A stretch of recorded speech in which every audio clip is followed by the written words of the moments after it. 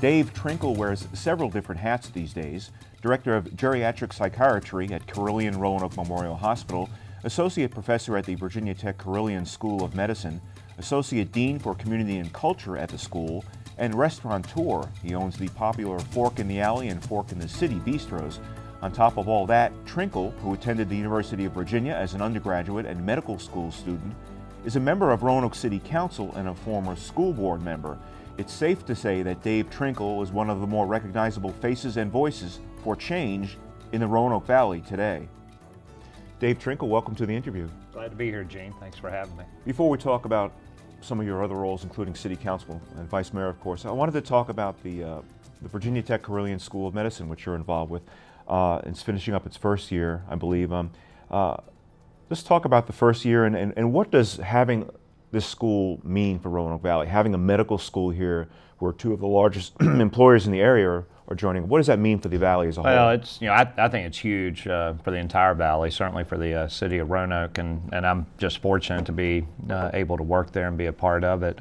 It really is the first tangible time we've all talked about bringing tech into Roanoke and having a collaborative project of sorts. And this is really happening between the medical school and all the tech professors that are coming down to help deliver the curriculum, the research institute next door hiring this creative class that we've all middle-sized cities are going after, but to actually have them coming into Roanoke and live and work and play in Roanoke and bringing the tech professors into some major worldwide innovative research it's just really an exciting time for Roanoke, and yeah, to have students in our midst is exciting, and this is a very unusual brand of highly competent, qualified students that really so far have found Roanoke to be the place to be. They love Roanoke, they're enjoying Roanoke, and they're working really hard academically and doing great. Now, I know one thing, when the first group of students came in, one of the things was they got people from the community together, some of the artistic types and creative types, to show these kids around Roanoke to sort of get them to feel more comfortable here. Right, and that's part of my role as community outreach with the medical school, and the community has welcomed these students with open arms, and the students have been very receptive to it, and they participated in everything from the Star Bomb, riding down Mill Mountain on these little bicycles, the little bikes at night, to going to all the music venues. We have students in the symphony, and they're just a big part of our community right now, and we're doing things to make sure the community is part of the medical school, from initiating a community art show for the medical school in May, and having opportunities for the community to participate, either in recruiting and interviewing their students, to participating in actually giving lectures and doing other things for the students. We just finished going through the admissions process, and we had just under 3,000 applicants for 42 spots. And was that a big increase from the first year, Dave? That was an increase. Okay. Yeah, and I think Virginia Tech Carilion School of Medicine has got a stake in the national, the piece of the pie, if you will. For students, we're well known now, and people are looking at us as a very innovative school. So I think we're attracting a lot of good people, both on the professor side as well as the student side, and it's just exciting for Roanoke, and along with that, you're seeing Jefferson College of Health Sciences expand. There's talk of other higher education opportunities in Roanoke, and that's we need to grow our population, but we certainly need to grow our population in terms of the younger set.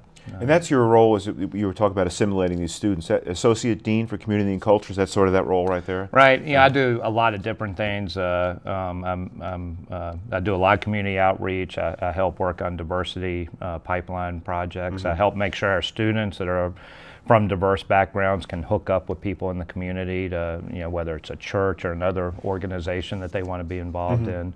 But I also do things in terms of teaching and interprofessional. Right, you're teaching. What are you teaching? Well, right now I'm facilitating the basic science curriculum on neurology and psychiatry, and we have a very unique course that's called the Interprofessional Leadership Curriculum, and that's with Jefferson College, and that's where medical students actually sit in a classroom with nursing students and physician assistant students. And that's where the neat thing is, because all these schools, and actually I guess you can get people involved from Carilion, Roanoke Memorial right next door, where they actually assimilate and work together before they get out of school. Yeah, when you look at what really the thing that best impacts patient care for the positive and improves quality, it really is team-based healthcare, and how physicians and nurses and physician assistants, therapists can all work together in a team, communicate effectively, respect each other, and understand what they bring to the table and use that.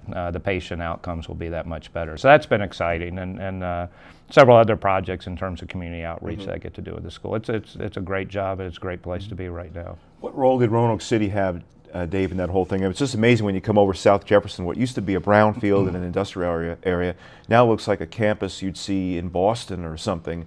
All these big, new, gleaming, shiny buildings. What role did Roanoke City have in redeveloping that area? Well, Roanoke City had a major role, and really, you have to credit back Darlene Burcham, the city manager at the time, for having the vision to work with the Housing Authority and designating all this land. It was a wild thing, if you remember back about 10 years ago, to really go through this process, acquire the land, designate the land, and work very closely with Dr. Murphy and Carilion to get this done. And it is a very tangible sign or symbol, if you will, of what can happen when somebody has a great vision and several successive city councils stick with that vision, and we get it done. And I think you'll see more growth in that area. And hopefully the whole Jefferson Street corridor between the medical campus and downtown will eventually be developed into as beautiful of an area that will really, I think, improve both the quality of life but the landscape of our city. You mentioned Ed Murphy, Dr. Ed Murphy, CEO Carilion, will be leaving. Nancy Agee will take his place.